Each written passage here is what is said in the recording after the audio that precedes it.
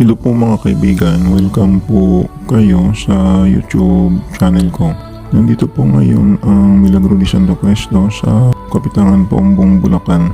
Tinignan po niya ang kanyang pinagawa na pako at krus na kanyang gagamitin sa pagpapako po niya itong Biyernes Santo. Tingnan na lang po ninyo ang kanyang pinagawa. Ito sa bungad kuya siguro yan. Yung maigsi, yun ang sa kamay.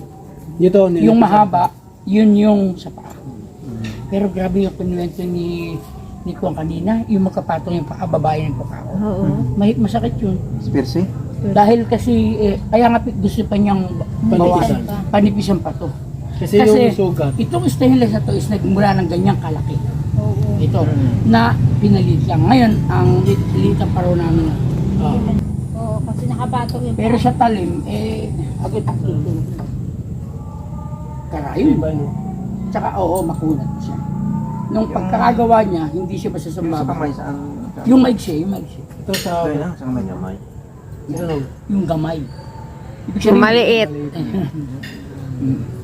Paa ito. yung mahaba ang sa paa. 4 inches, 3 inches. 1 inch yung 1 inch yung kanya. Ipipinish ko pa.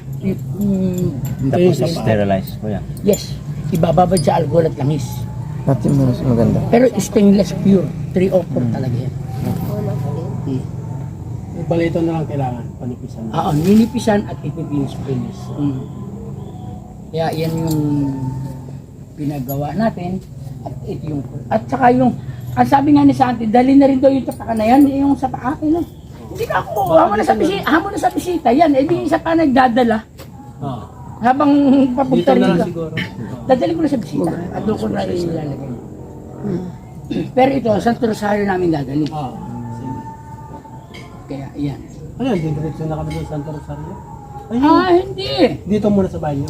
Ewan ko sa inyo kasi mag-uusap kayo kasi nung Lalaki. kasi maaga kayo ng Biyernes Santo.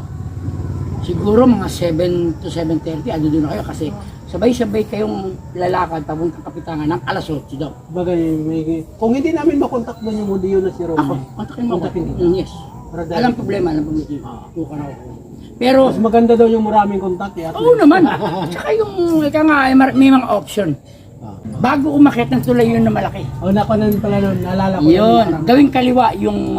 Bad na kaliwa. kaya hindi kayo maliligaw, dire-diretso yung kalsada. Sige. Hindi nga pumasok. Sige na. Hindi, aayusin pa po yan. O, panipis na daw. Kasi Aayusin pa. alin bro, tinibay. Kung sa apan, sa balikat mo, Dali kaging dali.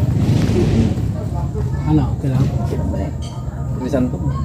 Dilong nga rin. Tsaka yung pag-wari pwede na tulak. Pag-usap kayo nila Santi na Sabagay, alam ano na ba rin nila. yung safety na... Nagbibigay na rin sila ng kwan eh, nagbibigay din sila ng guide. Yun nga. Kasi siyempre sila pala meron din sinusunod na pinangako. Ngayon, paano ba safety? Pag wari ganun, kailangan ba bumitaw ka sa kuros o kailangan mag-relay ka sa kuros, aalalayan naman. Yun. Yun.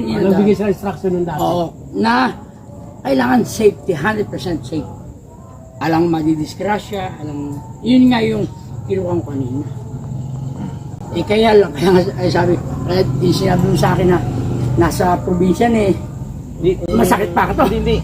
Yung interpretasyon po niya, hindi naman yung pinadbak, hindi naman tama yung interpret niya. Hindi. maganda. Kasi yung Hindi. maganda, kasi yung sabi Yung ng, pag-intindi, parang mali. yung pagpalong nila, hindi yung palong, bilang dosulin ba?